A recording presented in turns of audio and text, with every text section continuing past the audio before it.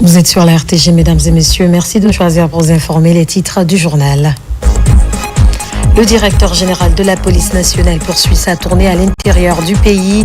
Il est essentiellement question pour lui de s'assurer de la protection et de la libre circulation des citoyens et de leurs biens. Les échos dans ce journal. Dans notre grand format de ce soir, nous ferons un saut au tout premier village des Sako, village millénaire situé au bord de la mare Fanko, appelé Oudumakoro. Il est à plus de 600 km de Conakry. À la fin de cette édition, nous braquerons nos projecteurs sur le mégatube Femme d'Afrique, communément appelé Farafina Mousolou, une œuvre de Hadja Oumou Djoubaté qui a conquis les cœurs des mélomanes à travers le monde. C'est tout pour les sommaires. Encore une fois, bonsoir et bienvenue à tous. Le garde des Sceaux, ministre de la Justice et des Droits de l'Homme, s'active d'arrache-pied pour le bon fonctionnement du tribunal du travail. Le tribunal vient d'être doté d'assesseurs par arrêté. Tous ont prêté serment et doivent désormais siéger aux côtés des magistrats pour statuer en matière de litige social. Kernoy Nusaba. 9 nouveaux assesseurs du tribunal du travail prêtent serment. Cette cérémonie solennelle, deuxième du genre, concerne cette fois 8 assesseurs employeurs et un autre représentant des travailleurs. Ce rituel vise à garantir la parité entre ces entités sociales dans cette juridiction compétente en matière sociale. Un équilibre qui va aider dans la délibération. Le tribunal ne peut statuer sans la présence des assesseurs employés, des assesseurs travailleurs, et dont 2 de chaque. Et raison pour laquelle le tribunal attache du prix à cela. Et autrefois, il y a eu une prestation de serment qui concernait en tout 12 assesseurs. Et il y avait un assesseur qui était absent. Et les 11 assesseurs ont prêté serment. Et aujourd'hui, 9 assesseurs ont prêté serment, dont 8 assesseurs employeurs. Parce qu'il fallait respecter la parité. Les assesseurs employeurs, les travailleurs, apportent une connaissance précieuse des pratiques professionnelles, des conventions collectives, des réalités économiques et sociales. Ils permettent aux de mieux comprendre les spécificités de chaque secteur, les difficultés rencontrées par les travailleurs et les employeurs et les enjeux propres à chaque entreprise. L'impartialité des assesseurs aux côtés des professionnels de la justice vise à équilibrer les décisions dans les relations de travail. Le tribunal du travail était tombé dans une léthargie qui faisait que son fonctionnement était sinon ralenti, mais tout à fait impacté négativement. Lorsque je suis venu à la tête du département, mon premier souci donc a été de remettre le tribunal sur le droit chemin et pour ce faire, le doter de tout ce qui lui manquait. Cet arrêté donc vient conclure, ou plutôt vient remplir un vide qui existait pour permettre au tribunal du travail de fonctionner. Cela se doit. Nous réaffirmons notre engagement dans le cadre de l'établissement et de la promotion d'une justice sociale pour pouvoir faire en sorte que toute la population guinéenne puisse avoir les fruits des retombées du travail décent. Ce serment renforce le rôle du tribunal dans la justice sociale en Guinée. Cette parité concourt à la facilitation dans la résolution des conflits sociaux visant à promouvoir un travail décent. Comment assurer la sécurité des personnes et de leurs biens dans la région administrative de Zérékoré? La question est au cœur des échanges entre le directeur général de la police nationale et les forces de défense et de sécurité basées dans la localité. Engagé dans une série de rencontres avec ses compagnons d'armes, il cherche à identifier les défis sécuritaires et à proposer des solutions adaptées. Colonel Moïkaba, adjudant Ibrahima Conté. Zérékoré, l'une de cette région administrative de la Guinée, abrite une population de plus de 2 millions d'habitants. La sécurité de ses citoyens est une préoccupation majeure pour les autorités du CNRD ainsi que pour les instances régionales, préfectorales et locales. Profitant de la présence du directeur général de la police nationale dans la ville, ces autorités lui ont exposé les problèmes sécuritaires rencontrés sur le terrain. Nos frontières, Tout au long du corridor, il faut se le dire qu'il y a la porosité à ce niveau. Donc il va falloir étoffer l'effectif des services de police qui sont pratiquement inexistants dans la région administrative des Erékoré, surtout au niveau de la sécurité routière où il n'y a que des bénévoles qui sont là, qui assurent le fonctionnement correct de la circulation. En réponse, le général de division Guénabassori Kamara a promis des solutions adaptées tout en insistant sur la nécessité de mutualiser les efforts entre les forces de l'ordre et les populations locales. Dans le cadre de la sécurisation des personnes et leurs biens et la sécurisation de notre territoire national le long des frontières, et je vous demande l'union sacrée autour du CNRD. À sa tête, ce grand leader, le général d'armée Mamadi Doumbouya, qui ne ménage aucun effort pour l'augmentation de nos capacités opérationnelles, qu'il s'agit de la police, de la gendarmerie, de la douane, de l'armée, des conservateurs. Personne n'a été oublié ni ignoré. Donc, nous devrons tous se donner la main comme un seul homme, les forces de défense et de sécurité de la République de Guinée, pour défendre l'intégrité du territoire national, sécuriser nos populations et leurs biens. Quant à la police, je demande à tout le monde de réinsérer les rangs. L'absentisme, la désertion, après mon retour, la plupart vont dire au revoir à la police. Il fallait que je sois sur le terrain, faire mon contrôle moi-même. Je ne tolérerai personne. La surveillance des frontières guinéennes constitue également une priorité pour le directeur général de la police nationale. Dans ce cadre, il s'est rendu successivement au poste frontalier de Nzo à la frontière avec la Côte d'Ivoire et de Guéké à la frontière avec le Libéria afin d'évaluer la situation sécuritaire et renforcer les dispositifs en place. Une mission de la Direction générale de l'Agence nationale de l'aménagement des infrastructures minières était récemment dans certaines sociétés minières de la préfecture de Bofa. Il était question pour elle de s'assurer des rapports de bonne collaboration entre ces sociétés et les communautés. Nabi Kamara, Eugène Donam. Une mission de l'Agence nationale de l'aménagement des infrastructures minières vient d'effectuer une visite de terrain. C'était pour se faire une idée précise sur le processus de développement à vocation sociale et s'assurer du niveau de traitement des communautés selon les conventions minières. La mission était conduite par la chef du département relations communautaires à la direction générale de l'ANAIM. Le but principal aujourd'hui, c'est de voir réellement le climat de convivialité entre nos sociétés et les communautés les plus impactées dans les zones minières. Parce que autant il y a la quiétude au niveau des communautés, autant chaque partie prenante est gagnante. Nous avons constaté au niveau des différentes sociétés qu'on a visitées, la présentation de leur plan de développement local, la présentation sur quelques sites de réalisation des projets communautaires, le manquement aussi auprès des communautés les plus impactées par l'exploitation minière, qui se plaignent surtout de leur niveau de santé par rapport à toutes ces poussières qui sont déversées avec les camions qui passent sur les routes minières. Partout où la mission de l'ANAIM est passée, il ressort que la qualité des relations sociales et l'impact des activités des sociétés minières sur la vie des communautés sont très appréciables. On réalise assez de choses pour eux et avec eux.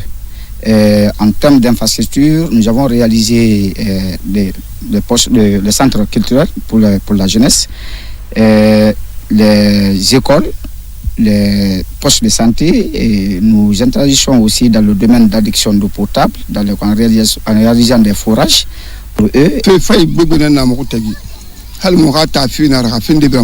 Il y a assez de bonnes choses entre nous. Quand le village est confronté à certains problèmes, ils nous viennent régulièrement au secours. Nous avons un centre de santé, un collège. C'est eux qui les ont construits pour nous. Donc, tout se passe bien dans la convivialité entre nous. Les responsables des sociétés minières visitées et les communautés riveraines sont unanimes à reconnaître que leur bonne collaboration est le gage certain pour leur épanouissement. À Cancan, lancement des opérations de traitement mécanique des échantillons de l'or et métaux de base. C'est un projet du ministère des Mines et de la Géologie. Une première depuis Belle-Lurette. On en sait un peu plus avec Elhaj Bangali Fofana, notre correspondant basé sur place.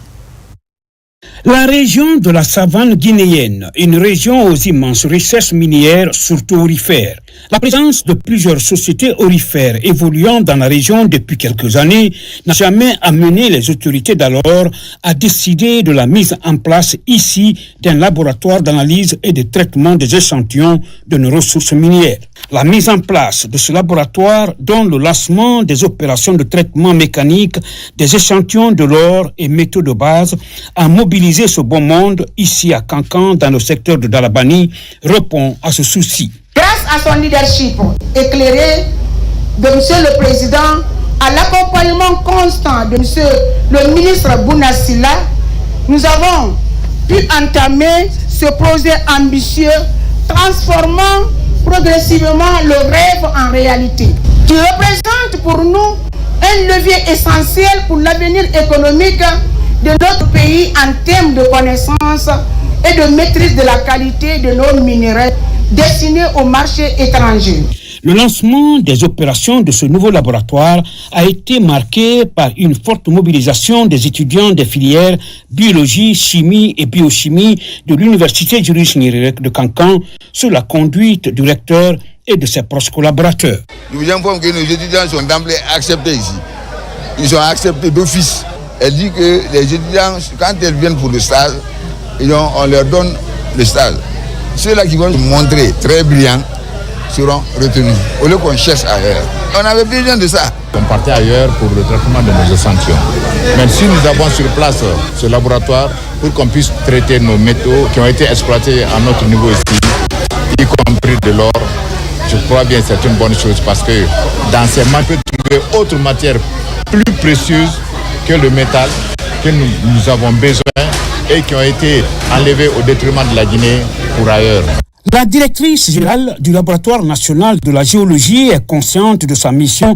Elle promet continuer à travailler main dans la main avec son équipe pour garantir la réussite de ce projet permettant à notre pays, la Guinée, de tirer pleinement profit de ses ressources naturelles. Ce samedi, la ministre de l'Environnement et du Développement durable a effectué une visite sur le site du parc de Diwassi, commune rurale de Sabadou-Baranama, préfecture de Cancan. Ce parc s'étend sur plus de 100 000 hectares avec une réserve de 537 767 hectares. Il est l'un des espaces les plus emblématiques de la Guinée pour la conservation de la biodiversité. Mamadou Alpha Baldé.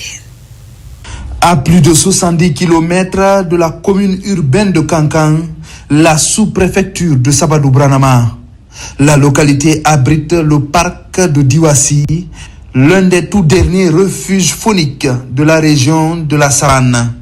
Pour limiter la pression sur les écosystèmes, les promoteurs du parc accompagnent plusieurs femmes. Elles sont organisées autour de 4 groupements principaux et produisent plusieurs produits comme le maïs, le savon, le beurre de karité et la pâte d'arachide.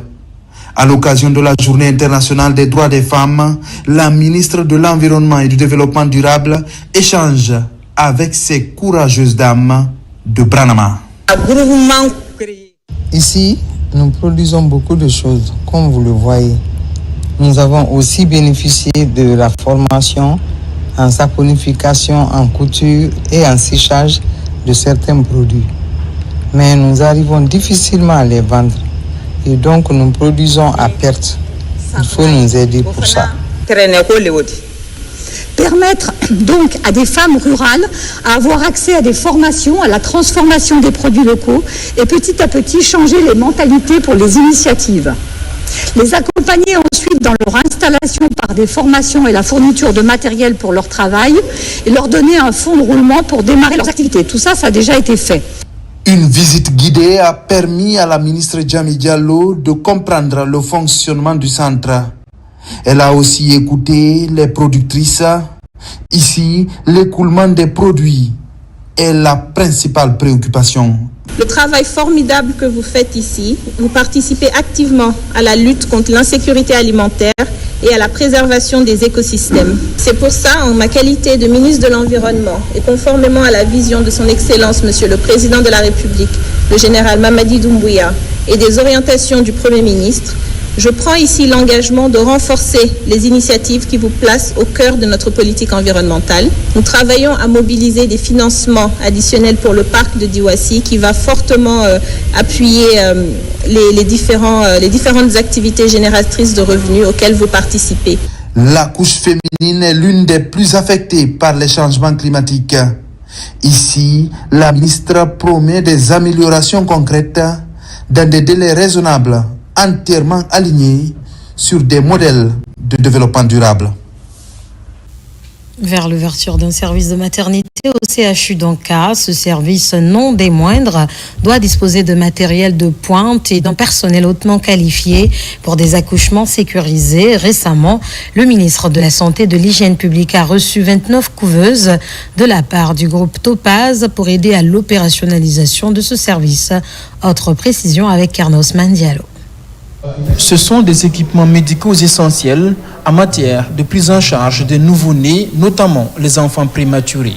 Des couveuses offertes au CHU d'Anka par la société Topaz dans le cadre d'une mobilisation du secteur privé initiée par le ministre de la Santé afin de soutenir le système de santé. La naissance prématurée est un problème de santé publique inquiétant.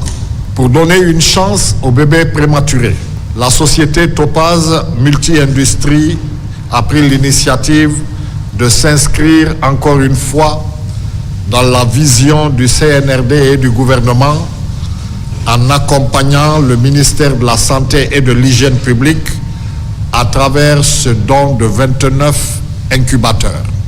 La réception de ce don par Monsieur le ministre de la Santé est plus que de la responsabilité sociale de Topaz. C'est un geste qui va au-delà car permettra de sauver davantage de vies d'enfants qui sont la relève et l'avenir de la Guinée.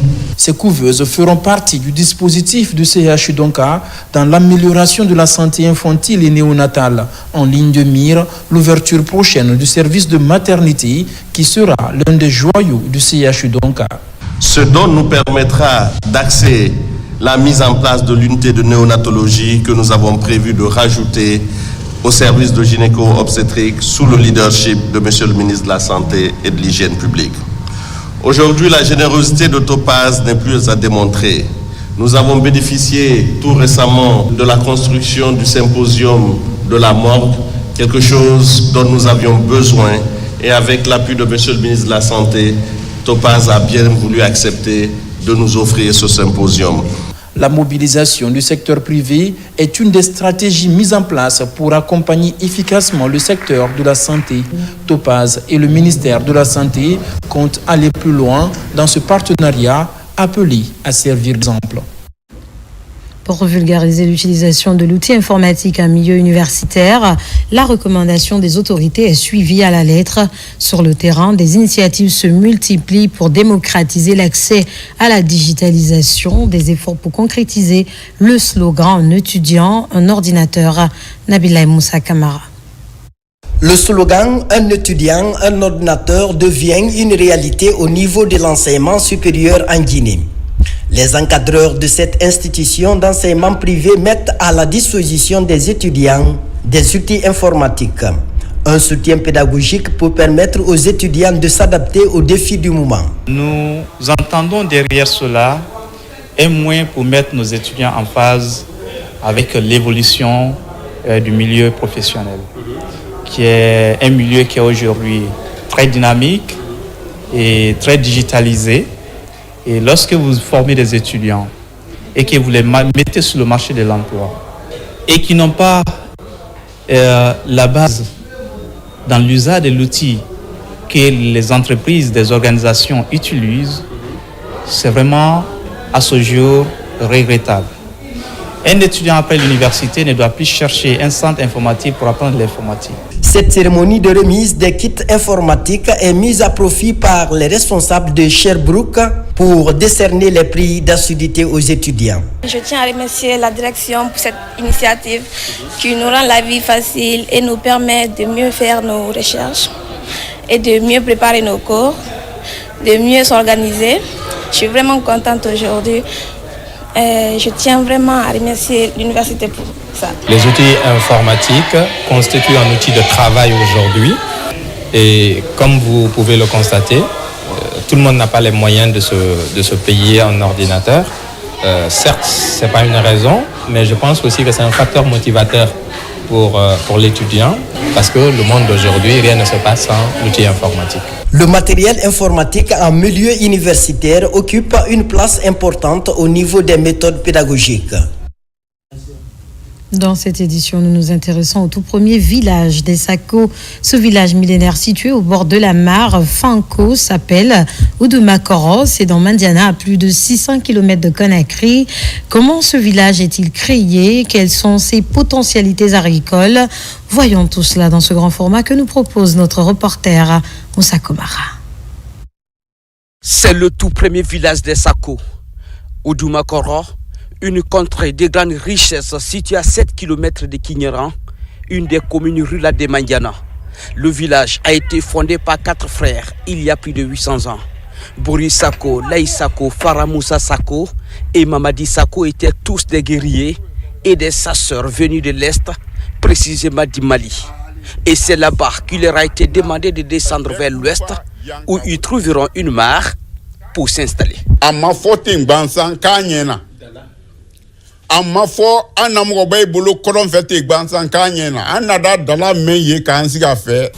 n'a pas été dit au hasard à nos ancêtres de venir s'installer au bord de la mare.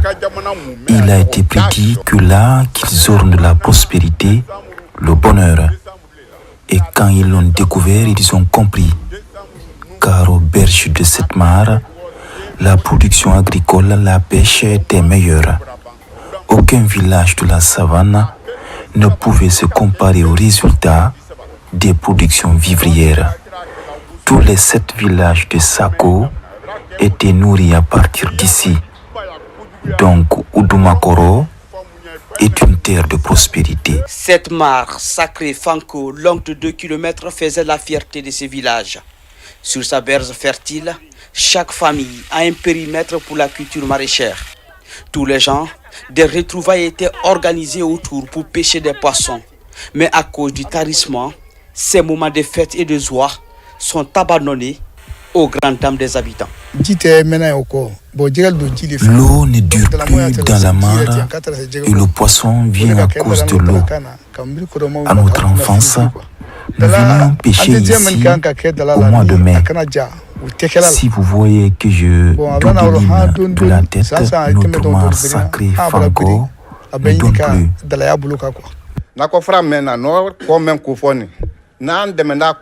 Si on nous aide à curer le lit de cette mare ou l'entretenir, elle peut nourrir tout Oudumakoro. Si on ne nous aide pas à la sécuriser, les années à venir vont être difficiles pour nous. Oudumakoro, village primitif de Sako, garde encore des secrets de la tradition, à l'image de ces crieurs publics qui fait le tour du village pour annoncer des nouvelles ou des messages du patriarche. Une richesse culturelle aussi importante, la danse de la calebasse des jeunes filles, une danse qui se fait à l'honneur des étrangers. Majoritairement jeune de par sa population, cette bourgade manque d'eau potable et d'espace de loisirs. Ainsi, dans le village, les classes sont parfois fermées pour manque d'enseignants, alors que le village présente des candidats à l'examen d'entrée en 7e année. Moi, j'ai 3 enfants qui doivent faire l'examen cette année dans cette école. Mais comment ils seront admis s'il n'y a pas cours? Aidez-nous à avoir des enseignants. On souffre. Quand je viens regarder le bâtiment, je viens regarder l'école est fermée, j'ai les larmes aux yeux. Parce que nous, on vient de là. Sans ça, nous ne serions jamais en France. Sans ça, je ne parlerai jamais devant vous. Donc, je me bats tous les jours pour que ce village se lève. Khalil aide les femmes du village. Khalil aime son village. C'est le seul espoir de notre village. Nous demandons aux autres fils de se joindre à lui. Il a dit qu'il va faire un foyer des jeunes. C'est un patriote. Il le fera. Autre difficulté à Oudumakoro, le manque d'infrastructures juvéniles. Sur ce site, les habitants espèrent construire un foyer de jeunesse pour limiter l'exode rural et la fuite des cerveaux. Mais les moyens sont limités. Des agrégats sont mobilisés en attendant de l'aide. Ces fils ressortissants devenus le symbole de l'empathie s'engagent à bâtir un centre multifonctionnel où la jeunesse pourrait s'épanouir. Je ferai ce que je veux et je cherche toujours aussi d'être accompagné de mes propres fonds. Et dans les 12 mois à venir, je veux commencer ce projet. Donc je veux que l'année prochaine, quand nous serons là, soit le projet est terminé, ou soit nous sommes à un niveau bien avancé. Ce village historique des Sako, avec son riche patrimoine culturel et sa plaine abondante, a besoin d'un soutien fort à tous les niveaux pour sauver sa mare sacrée et l'éducation des enfants bafoués pour faute d'enseignants. Et puis cette action du chef de l'État en faveur de la notabilité de Dinguiraye. Il s'agit d'une enveloppe symbolique qui a été remise aux sages et fidèles pour les accompagner en cette période de Ramadan. La remise a été marquée par une cérémonie de lecture du Saint-Coran pour la réussite de la transition en cours. Ibrahima Oulé Fofana, reportage. Ramadan, un mois de pénitence, mais aussi une période propice d'offrande aux jeûneurs. Dans la ville religieuse de Dinguiraye, la notabilité a bénéficié d'un geste du président de la République. Ici, à la Grande Mosquée, cette forte délégation est venue transmettre les chaleureux messages du chef de l'État. On est venu présenter le déjeuner que M. le Président de la République, le général Mamadi Doumbouya, nous a confié pour venir remettre aux sages de Dinguiraye. Alors, on a été très bien reçus ici à Dinguiraye, agréablement. Ils sont tous contents de bien recevoir ce message. Et ils ont prié pour le général Mamadi Doumbouya, pour le pays et pour toute la population, pour la paix, la cohésion et surtout l'entente. Ce geste symbolique du président général Mamadi Doumbouya réconforte les sages. Ici, des prières et bénédictions se sont multipliées en sa faveur et de la stabilité en Guinée.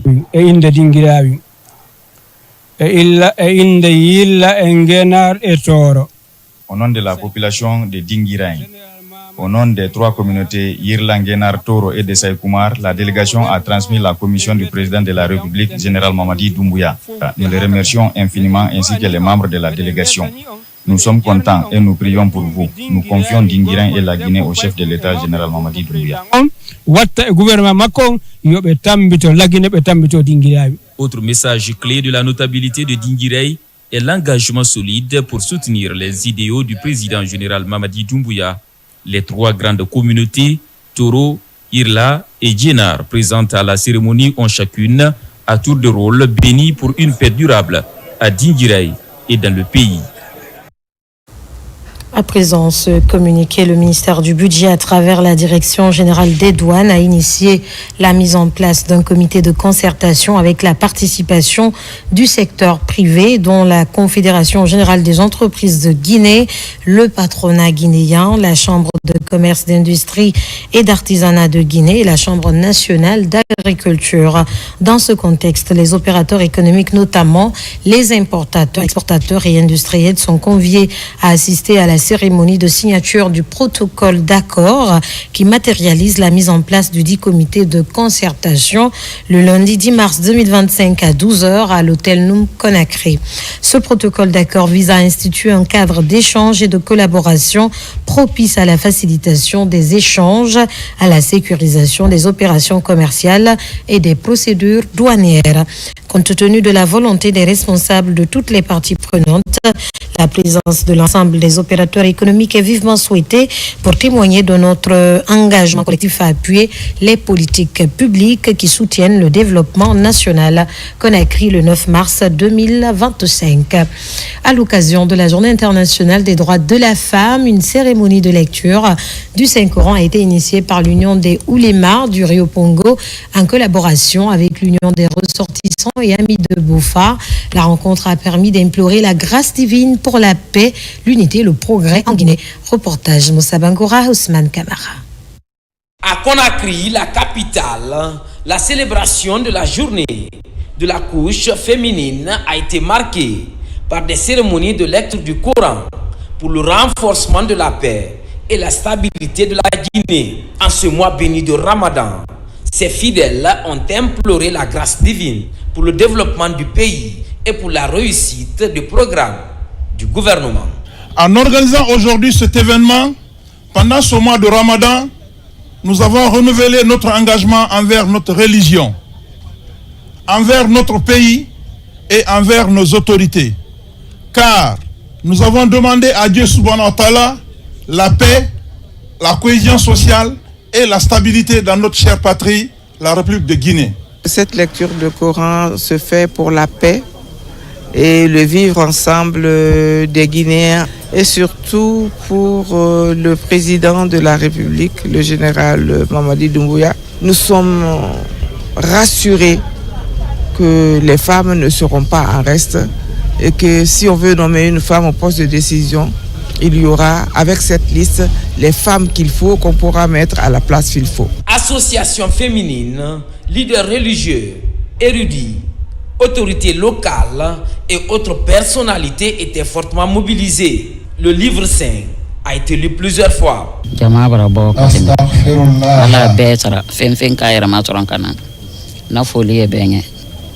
Ala albe fe kalai madema alama amademena ala lakanda ka kisa juluma ka ala kara jusala la kara la mora dian blala ala sen fen kaira masoron kana na fuli albenye nyal be fola. Le Ramadan est un mois de pénitence, de prière, de lecture de Saint-Coran, de l'aumône, de rassemblement et de paix. La Guinée est une famille, nous devons vivre ensemble. L'idée est de renforcer les liens de fraternité entre les Guinéens en cette journée dédiée à la gente féminine. Au ministère du Travail et de la Fonction publique, l'objectif est clair, 50% des femmes à des postes de responsabilité. Telle est la vision même du ministre Faya François Bourouno. À l'occasion du 8 mars, le département et le Haut Commissariat aux droits de l'homme passent en revue les progrès réalisés, les défis dont il faut faire face. Mamadi Ternakamesoko, reportage. Parler aux femmes, loin des cérémonies festives, ce 8 mars appelle à l'action et à la réflexion approfondie au ministère du Travail et de la Fonction publique. À l'initiative du service Genre et Équité, les femmes du département sont réunies autour du ministre Bourouno et du représentant pays du Haut Commissariat aux droits de l'homme des Nations Unies.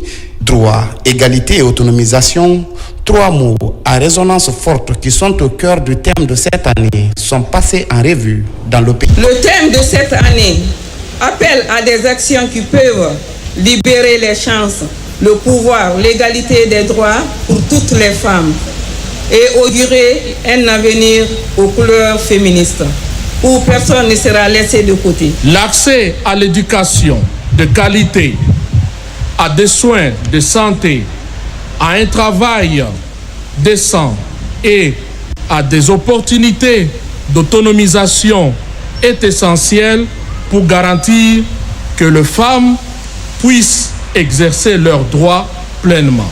Déjà au ministère du Travail et de la Fonction publique, la question du genre guide la prise de toutes les décisions. Bientôt, le département gagnera le pari de l'égalité entre hommes et femmes dans toutes ses directions. De plus en plus de femmes occupent des postes de responsabilité de nos jours. Ce n'est pas un fait du hasard. Les nouvelles autorités, en l'occurrence Monsieur le Président de la République, notre ministre du Travail et de la Fonction publique, continue de croire à la femme. De par mon expérience personnelle, Monsieur le ministre n'arrête pas. Il croit à nous. Il croit à ce que nous pouvons apporter comme changement. Il veut qu'on mette de l'accent sur notre développement personnel. Je crois que ce ministère doit tout faire pour réussir le pari de 50-50 des postes de responsabilité entre hommes et femmes. Nous avons fait beaucoup d'efforts. Aujourd'hui, je pense pour 80% des directions, C'est l'égalité parfaite. Cet espace d'échange et d'expression offert à ses administratrices aura le mérite de rappeler le rôle essentiel que la femme guinéenne doit jouer en cette période de remobilisation pour la reconstruction du pays.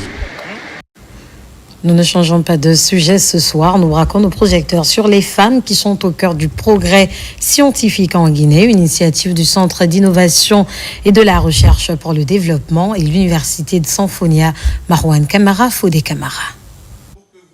À l'occasion de la Journée internationale des droits des femmes, célébrée cette année sous le slogan « Droit, égalité et autonomisation des femmes », le CIRD, avec ses partenaires techniques et financiers, a organisé une conférence débat sur le thème « La contribution des femmes au développement socio-économique de la Guinée ».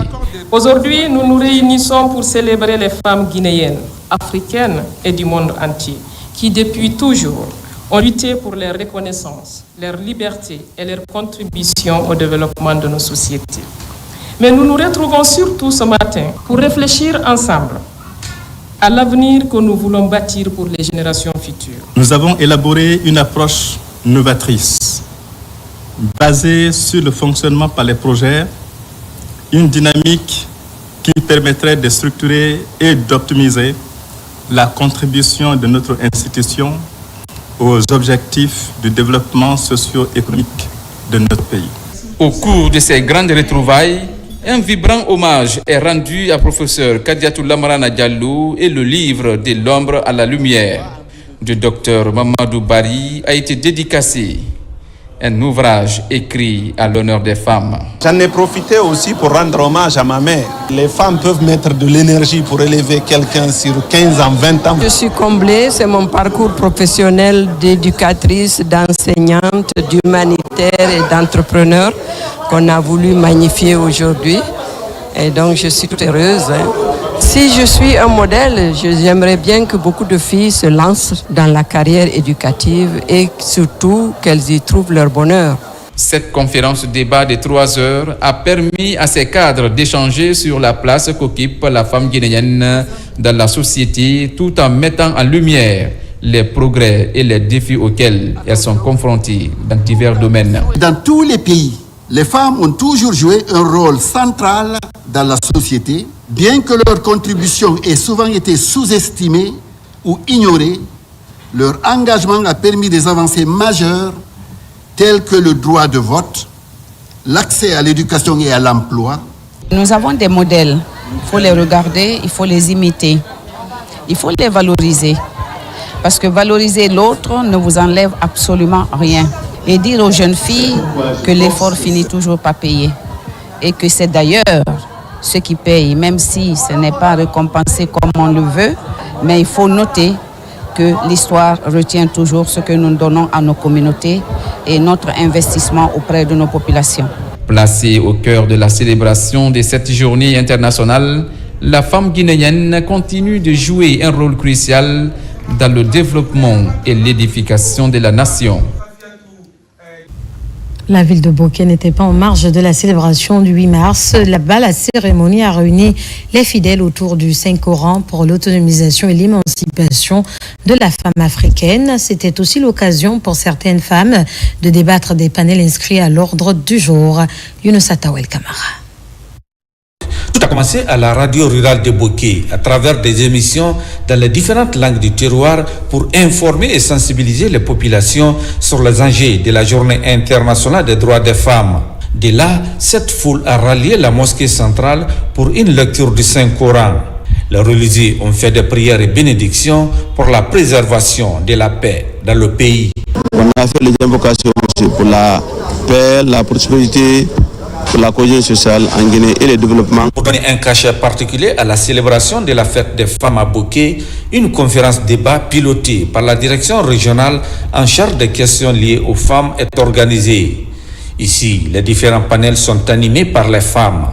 Des thèmes comme l'éducation des femmes, femmes et santé, ainsi que des violences à l'égard des femmes sont largement débattus par des panélistes. Nous commençons à constater que nos recommandations précédentes sont vraiment à être prises en compte, notamment les 3 derniers jours, la nomination des chefs de cabinet. Nous sommes à 47% Mais malgré tout ça, il est le père de la nation, nous tendons la main pour que vraiment l'autonomisation de la femme soit vraiment une réalité parfaite. Nous pouvons noter l'encouragement des panélistes à l'auditoire pour faire la promotion pour l'éducation de la jeune fille et surtout de lutter contre les violences à l'égard des filles qui est un phénomène surtout qui assaille la région de Boké, à savoir les mutilations génitales féminines, le mariage d'enfants entre autres. La préfecture de Fria aussi n'est pas restée en marge de la célébration du 8 mars. Dans cette cité d'Alumine, les religieux, les autorités préfectorales et les femmes leaders sont mobilisés autour du livre saint pour faire des invocations pour la prospérité de la Guinée. Il y a eu une forte mobilisation des femmes. Les femmes sont engagées. Les femmes soutiennent le général Mamadi Doumbouya pour les actes qu'il ne cesse de faire pour la couche féminine. Vraiment, on lui remercie. On prie Dieu que la transition, ça se passe très bien, dans les bonnes conditions. En plus de la lecture du Saint-Coran dans ces deux préfectures de la région, les fidèles chrétiens de la paroisse Sacré-Cœur de Boké, de leur côté, se sont mobilisés pour faire des prières en faveur de la promotion de la femme, la quiétude sociale et le vivre ensemble en Guinée. Dans le même registre, les femmes de Tombolia procèdent à une opération d'assainissement au carrefour Tamiso. L'idée est de maintenir cette partie de la capitale propre. C'est une initiative du mouvement dénommé Les Verts. Aboubakar Diaby. Dans la nouvelle commune de Tombolia, le mouvement dénommé Les Verts continue de marquer les esprits. Cette plateforme de soutien des actions du président de la République, le général Mamadi Doumbouya, est mise en place par la structure Bénédicte Records pour contribuer au développement socio-économique du pays. Ici, au grand rond-point de Tombolia Tamiso, cette opération d'assainissement mobilise des femmes des différents quartiers de la commune pour débarrasser les artères publiques des tas d'immondices en cette période de pénitence. Et quand on dit les verts, c'est les actes inspirés de son excellence, Monsieur le Président, qui est en train de travailler comme ça se doit, qui est en train de changer la Guinée. On s'inspire de lui pour aussi poser des actes. Donc nous, on ne parle pas beaucoup. Nous sommes des travailleurs, c'est pour ça que vous nous voyez toujours en gilet, symbole du travail. C'est dans une ambiance de fraternité que cette action citoyenne s'est déroulée en présence des autorités communales de Tombolia. Nous avons été confortés dans ce partenariat naturel entre les Verts et la commune urbaine de Tombolia par une mobilisation forte des femmes de notre commune et autour de Bénédicte Records et son appui.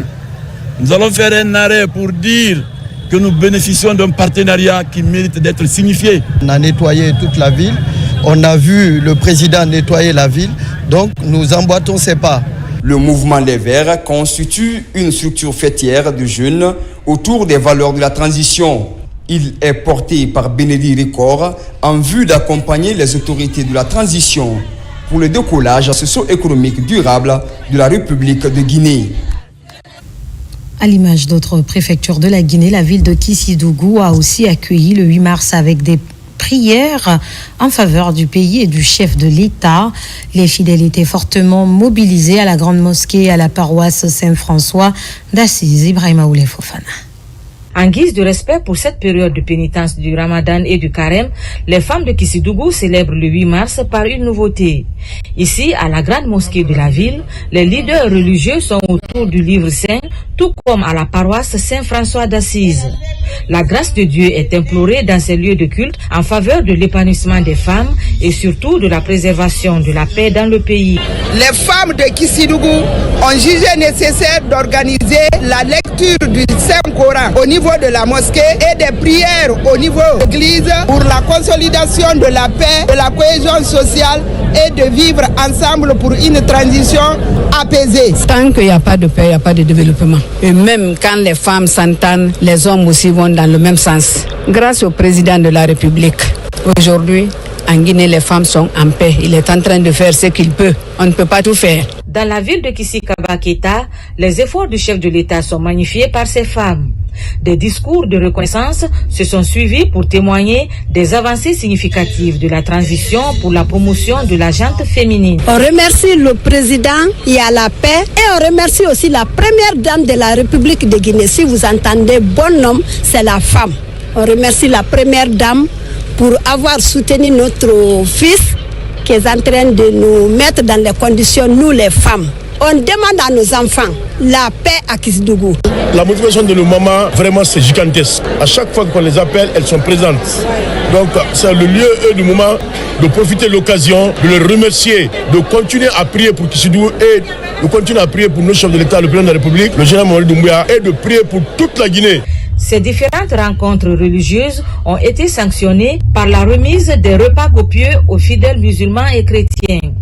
Un rendez-vous de communion où les droits des femmes sont défendus avec des réflexions allant dans le sens du renforcement du tissu social à Kissi-Faramaya. Dans le même ordre d'idées, le Conseil suprême pour le salut de la Basse-Guinée a organisé une cérémonie spéciale à la mairie de Matoto. Autour du livre saint, des prières et bénédictions ont été formulées pour la paix et la concorde nationale. Mamadou Saliou Kamara, Karnoma Roufba.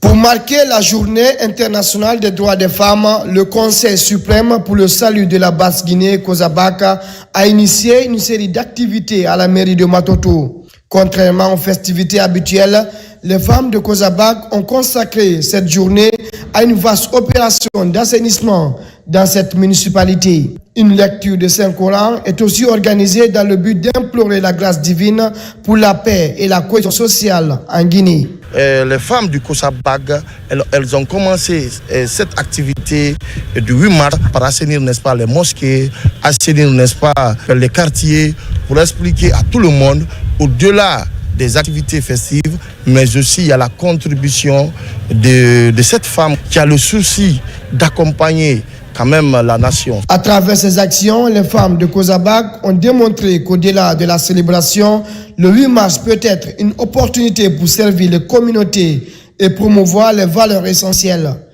Le 8 mars, c'est un jour symbolique. Nous avons décidé, comme nous sommes au mois de Ramadan, d'organiser une grande lecture du Coran. Nous demandons au bon Dieu d'exercer ces prières et de donner la paix, la concorde, beaucoup de bonheur au peuple de Guinée. Je suis très satisfait de l'ensemble des membres de Kozabak. Kozabak participe à beaucoup de choses aujourd'hui dans notre pays. Si je peux prendre l'exemple sur la vaccination, la sensibilisation dans beaucoup de domaines. Ces initiatives restent des messages forts portés par ces femmes. La journée internationale des droits des femmes devrait être un moment d'engagement et d'action concret afin que chaque Guinéen contribue à l'édification de la patrie commune. Nous ne changeons pas de sujet. Les travailleuses de la société UMS ont offert un important lot de vivres aux veuves et femmes des travailleurs malades. C'est une façon pour elles d'être aux côtés de ces familles en ces moments difficiles. Autre détail avec Bakary Bambakone. Ce 8 mars, journée internationale des droits des femmes, les femmes de la société UMS ont organisé une cérémonie émouvante pour offrir des dons aux veuves, aux orphelins des employés décédés ainsi qu'aux épouses des travailleurs en situation de maladie. L'initiative vise à soutenir ces familles dans des moments difficiles et à promouvoir la solidarité au sein de l'entreprise. Nous avons choisi le 8 mars pour offrir ces dons aux femmes veuves en leur montrant qu'elles comptent pour nous. Leur mari n'étant pas là, qu'elles sont importantes, UMS étant une famille. Donc nous continuerons à les soutenir, à les épauler, à montrer qu'elles sont importantes. Des dons de sacs de riz, d'oignons, de sucre, de bidons d'huile et de boîtes de tomates, ainsi que d'articles ménagers, ont été remis aux veuves, leur apportant un soutien symbolique. Vous savez, quand une femme veuve reste à la maison, tout le monde sait les conséquences. Nous sommes très contents, surtout nous les femmes veuves. Vraiment, les mots même nous manquent, comment le remercier. Nous sommes toujours dans la famille, malgré qu'on a perdu nos époux. UMS est une famille. C'est l'esprit que le PDG a toujours voulu inculquer à tout le monde.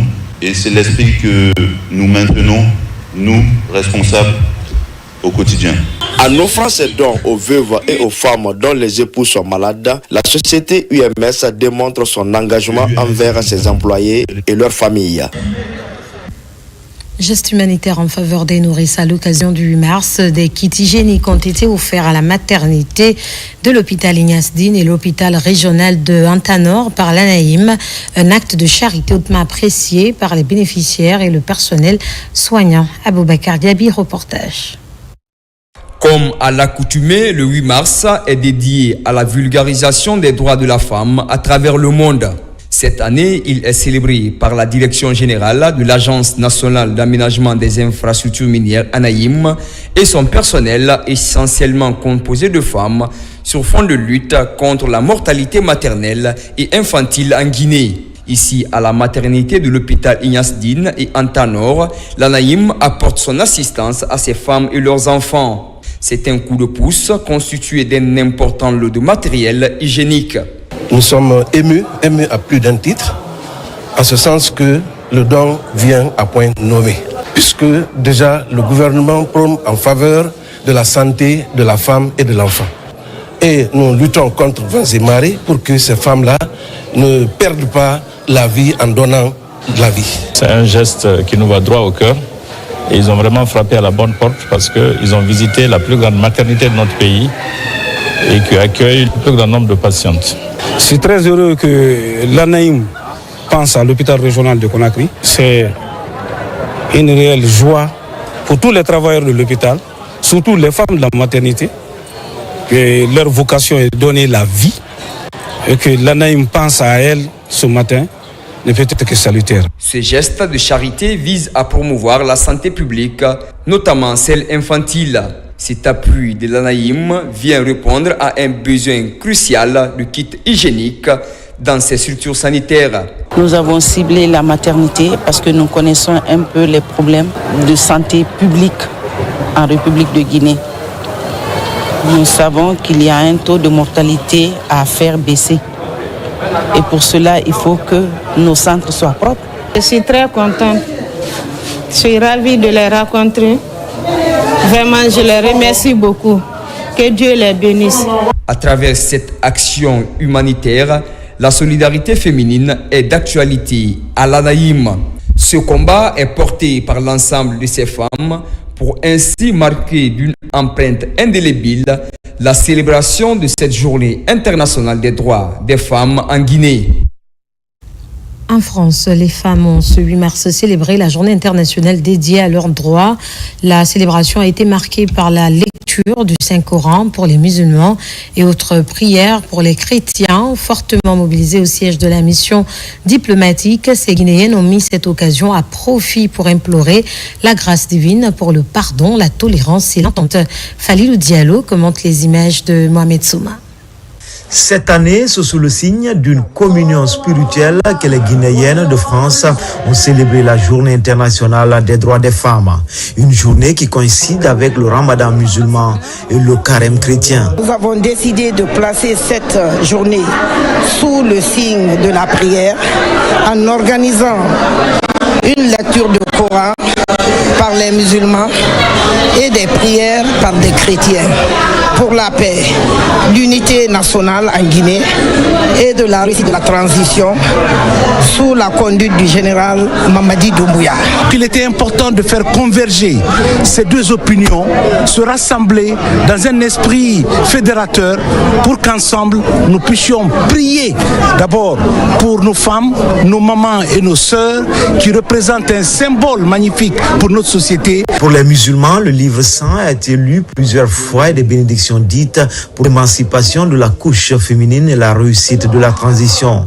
Même ferveur religieuse du côté des fidèles chrétiens où des prières ont été faites pour la cohésion sociale en Guinée.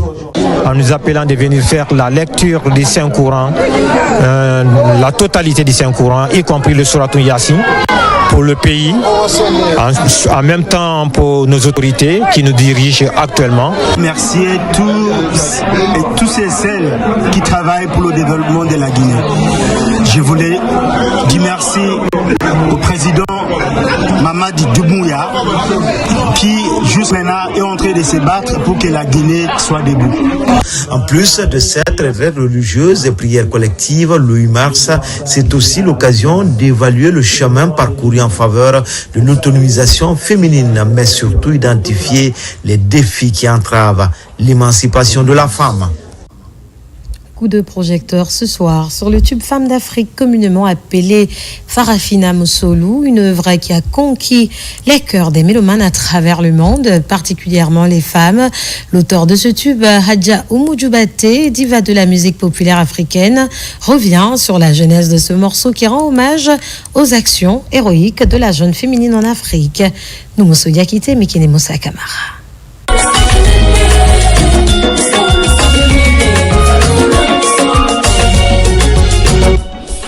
Le tube Femme d'Afrique ou Farafina Mousolou est l'œuvre fétiche de l'artiste Hadja Oumou Djoubate. Ce single relate les conditions de vie des Africaines dans leur foyer. Il a été enregistré en 1995 au studio JBZ à Abidjan et remixé une fois. Ce tube est une autoproduction de son interprète après des spectacles réussis au Burkina Faso. Je viens du Burkina comme ça.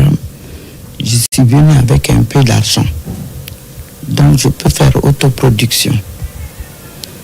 Mon neveu m'a dit, est-ce que tu vas faire ça? Tu seras d'accord avec ton producteur Silla Production à Paris?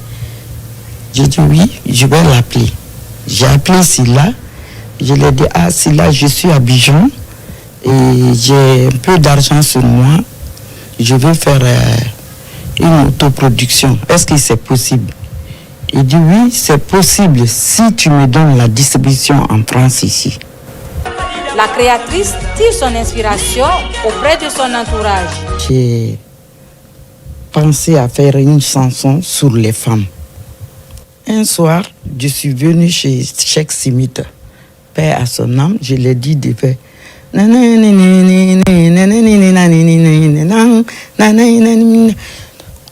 Au fait, Femme d'Afrique est venue dans Sarat et Folabeigne. Quand il a joué ça, moi j'ai dit Mousolou Segeninde,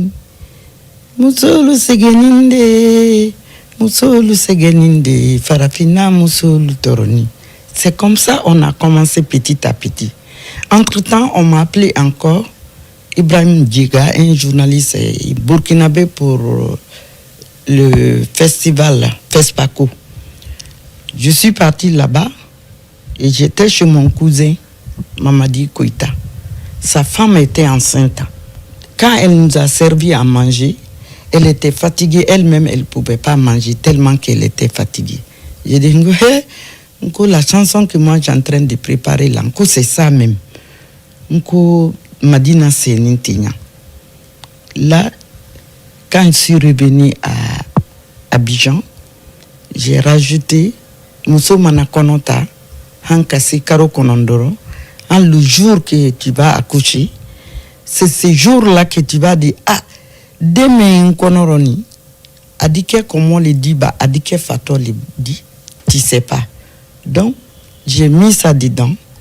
Quand j'étais à Abidjan là-bas aussi, en pleine répétition, on m'a appelé que le grand frère de Tiranké Sidimé est décédé, qu'il a fait le foot 14 heures, qu'il a fait une crise sur le terrain là-bas, qu'on l'a amené à l'hôpital, qu'il est décédé.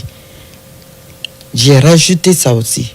Nous connaissons télé d'Ombora, c'est l'ifana télé d'Ombarabo, Anyandeni nous corrosia et la télé koro. Et ma voisine à Bobo Gulasso, on m'a appelé aussi ko Dim Fanambrawa Jiwiro, Fulunkono Jiro Bobo Gulasso. J'ai rajouté ça aussi. Parce que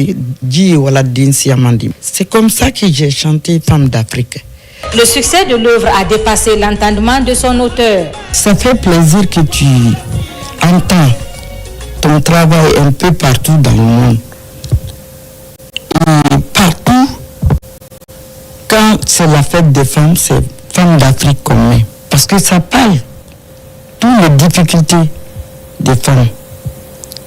Donc si ça prend d'ampleur comme ça ne me fait que réjouir. Moi-même, je ne pensais pas que ça allait partir loin comme ça. Ce tube a permis à Hadja Oumou d'avoir plusieurs prix et distinctions honorifiques. Il est très consommé pendant les festivités du mois des femmes qui se tient chaque 8 mars. Grâce à ce titre, l'artiste est choisi par le comité d'organisation de la